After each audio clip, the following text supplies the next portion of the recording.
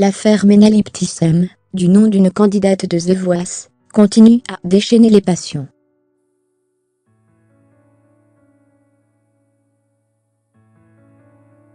Mercredi soir, sur le plateau de Touche pas à mon poste, C8, Agathe Oprou est revenue sur le traitement de la polémique liée au tweet de Menaly Ibtissem, regrettant la façon dont elle avait été abordée dans l'émission de lundi.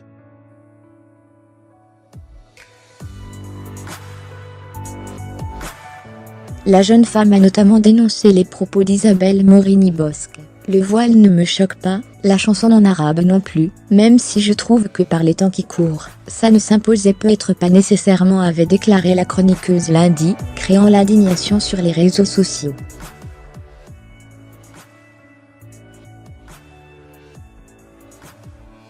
L'ancienne journaliste des Inrecuptibles a ensuite accusé Benjamin Castaldi d'avoir relayé des facts de la fachosphère en parlant d'apologie du terrorisme.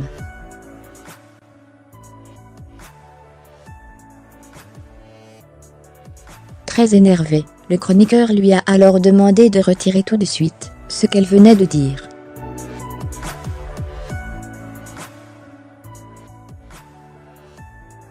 Malheureusement ce sont les sources. Benjamin, a répondu calmement la chroniqueuse face à Benjamin Castaldi, qui a menacé de quitter le plateau.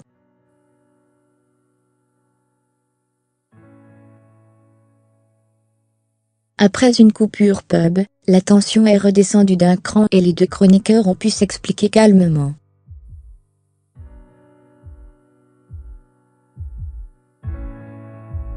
En début de semaine, la candidate du télécrochet a été rattrapée par d'anciens messages postés sur les réseaux sociaux, qui ont resurgi après son passage à l'antenne, et qui ont été effacés depuis.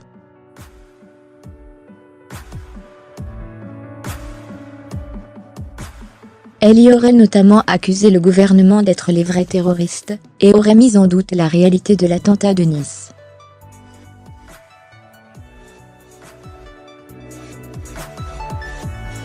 Des messages pour lesquels la jeune femme de 22 ans s'est excusée. Sur sa page Facebook, elle a condamné le terrorisme, avec la plus grande fermeté.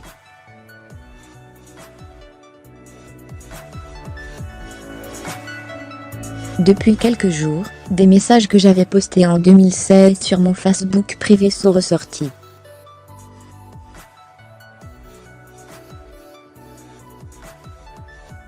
Ces messages étaient l'expression d'une peur que je partageais seulement, à cette époque, avec mes amis sur ce réseau.